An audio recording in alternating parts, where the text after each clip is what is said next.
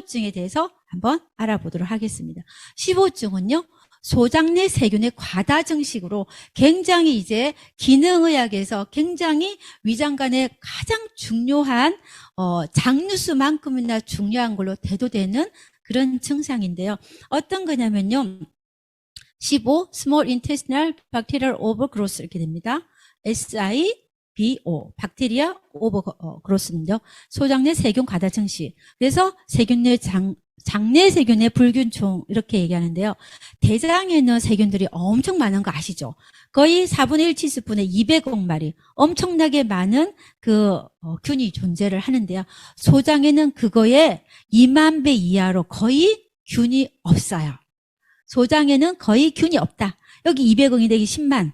거의 2만 배 이하로 엄청나게 적다. 소장에는 균이 없다라고 생각하셔야 됩니다. 그런데 거기에 소장의 세균이 과다 증식을 해버린 상황인 거예요. 그래서 정상 소장에는 대장에 비해서 세균 수가 2만 배 이하로 적게 유지되는데 위나 대장으로부터 균이 이동돼서 소장에서 균이 병적으로 증식된 상황을 얘기를 한다라는 겁니다.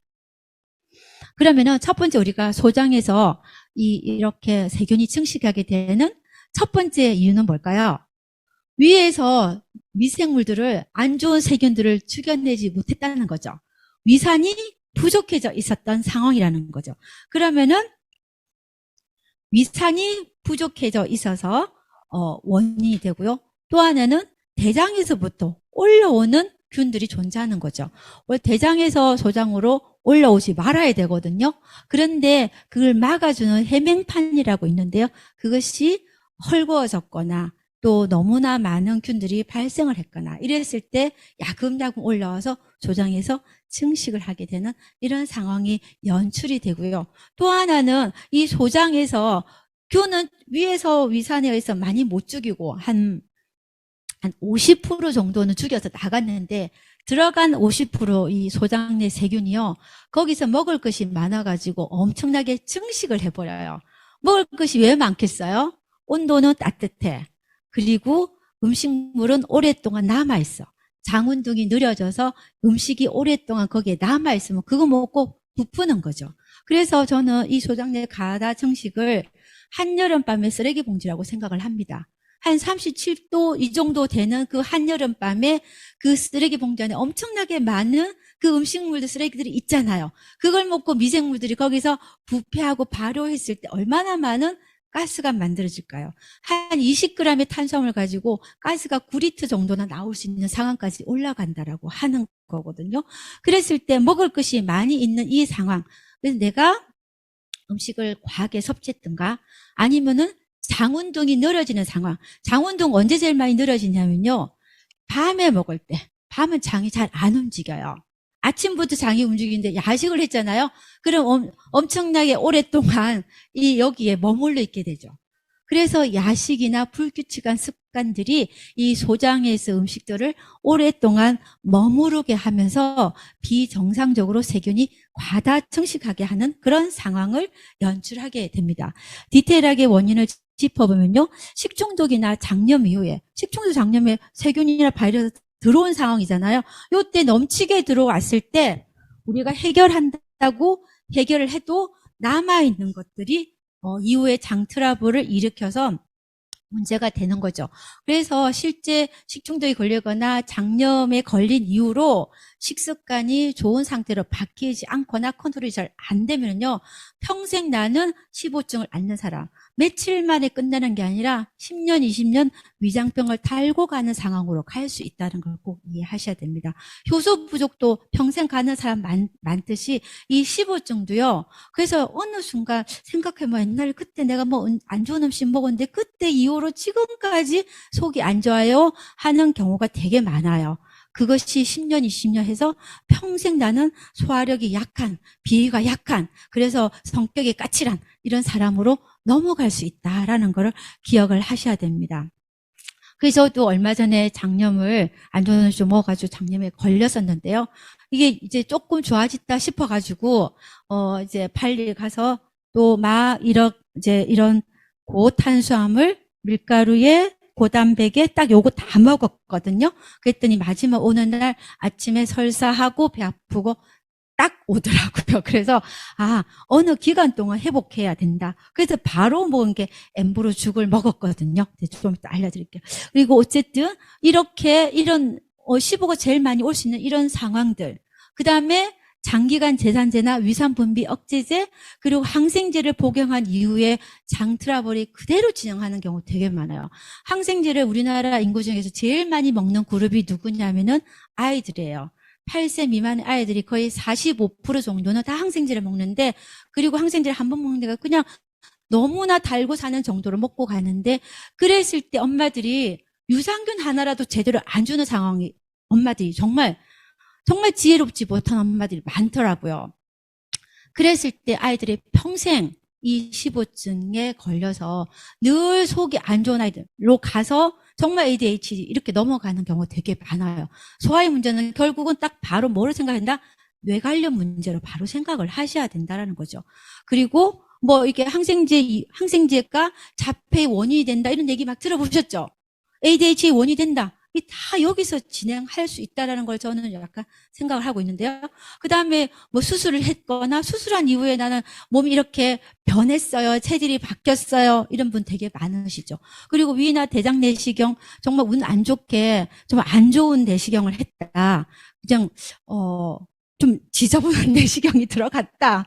뭔가 그런 상황들이 악연이 있을 수 있잖아요. 그랬을 때 이런 트러블로 평생 문제가 생기는 경우도 있겠다. 또 얘기했던 장운동의 저하. 야채를 적게 먹어도 장운동이 떨어지고요. 신경을 많이 쓰고 스트레스 받아도 장운동이 떨어지는데 야식을 했을 때 제일 많이 장운동이 떨어진다라는 개념을 이해하면 우리의 15증을 어떻게 해결할 것인가 우리는 이해할 수가 있습니다. 이 15증은요. 어떻게 보면은 IBS 즉 과민성 대장증후하고 조금 헷갈려 할 수도 있어요. 근데 헷갈려 하지 않아도 됩니다. 일단 제가 감별하는 거 좀 알려드리는데요. 결국은 IBS가 있는 사람의 80%는 15가 있다 라고 얘기를 하니까 특별하게 구분 안 해도 되는데 이 15는 19팽만감이 좀 바로 오는 경우가 많고요. 이 IBS 같은 건 1시간이나 2-3시간 이후에 잠깐 좀 이렇게 연결이 됐을 때 그때 있는 경우가 많고, 식중독 이후에 발생 가능성이 많은 게 15다.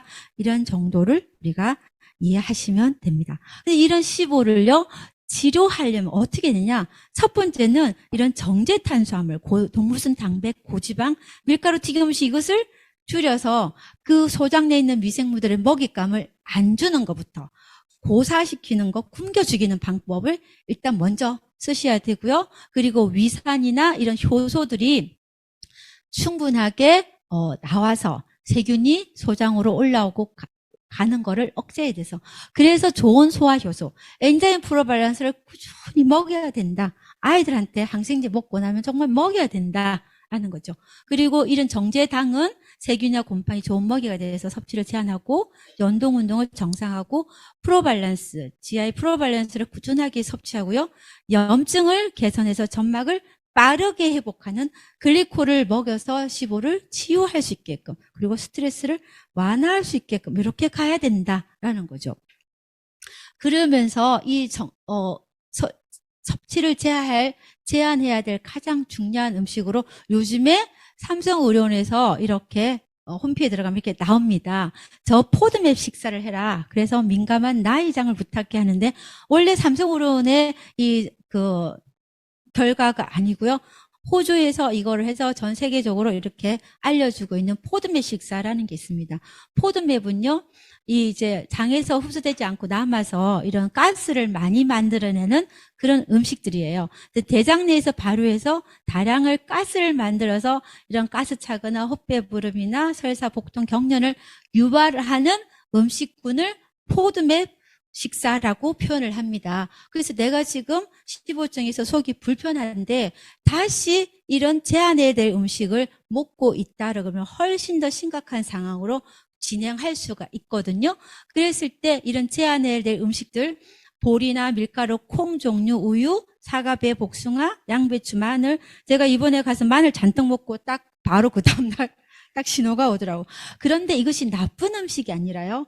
내가 지금 장이 안 좋아져 있고 위에 문제가 있을 때는 제한해서 적어도 한두 달 정도 제한하고 다시 또 이것도 권장되는 걸 이렇게 나쁜 음식은 아니잖아요.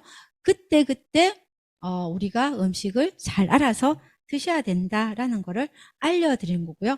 이 15나 내가 많이 불편한 위장 관계를 정상화시켜준 가장 좋은 솔루션을 저는 엔자임 프로 밸런스가 들어가 있는 엠브로죽이 가장 어떠한 소화제제보다 가장 좋다라고 저는 완전히 솔루션을 제안하고 싶습니다. 엠브로죽인데요.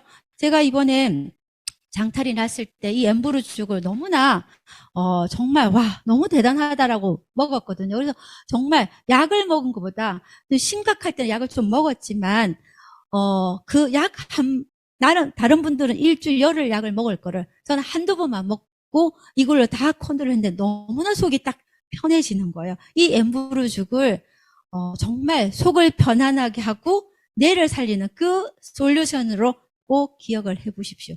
그런데 이 엠브로죽은요, 이렇게 정말 커피 잔에 죽처럼 드시는 게 가장 좋습니다. 지금 속이 불편하고 있는데 물량을 많이 해서 300cc 요 정도로 먹어버리면은 안에 가스 잔뜩 찼는데 물 들어가면은 부피감이 늘어서 더 빵빵해지거든요. 그래서 절대 속이 안 좋은 사람들은 물도 안 마시려고 합니다. 왜? 안에가 벌써 발효 부패해 있기 때문에 가스가 잔뜩 차 있어서 부피감이 늘리는 걸 못 드시는 거거든요. 그랬을 때 그분들께 엠보르, 메나폴, 엔자 이거 다 타가지고 표 타가지고 200cc 원샷 해보세요. 이러면은 속이 더 문제가 있다라고 오히려 더 컴플레인을 할 수가 있어요.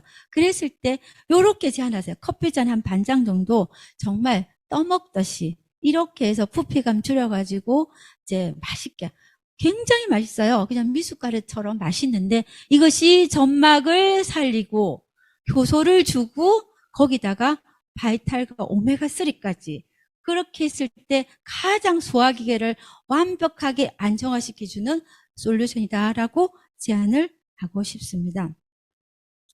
이제 시간이 별로 없어서 조금 슬라이드를 빨리 넘겨야 되는데요. 이제 제가 오늘 몇 시까지죠? 10분. 10분까지? 그래요? 그러면은 바이탈을 할 수가 없겠네요. 굉장히 중요한 바이탈을 오늘 할 수가 없고 어떻게 한 제품에 이렇게 한 시간을 쓰는지 정말 바이탈 너무 중요한데 좀 아쉽긴 합니다. 다음번에 바이탈을 하는 걸 하고 오늘 여기서 마치도록 하겠습니다. 감사합니다.